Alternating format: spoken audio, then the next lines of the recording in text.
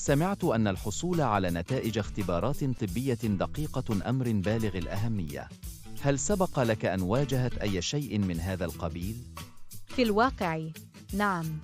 حصلت ذات مرة على نتائج اختبار غير دقيقة تسببت في الكثير من الارتباك والتوتر. اتضح أن المختبر أخطأ في التحليل. هذا فظيع. هل أثرت على علاجك؟ نعم، فعلت ذلك. تم تشخيصي في البداية بمرض خطير، ولكن تبين أنه نتيجة إيجابية كاذبة.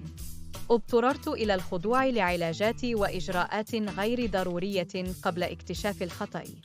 واو، لا بد أن ذلك كان صعباً حقاً. كيف تعاملت معها؟ كان الأمر صعباً، لكنني تعلمت أهمية الحصول على رأي ثان والتحقق من نتائج الاختبار. لقد حرصت أيضاً على البحث في المختبر والمهنيين الطبيين المعنيين لضمان موثوقيتهم. هذا أمر ذكي.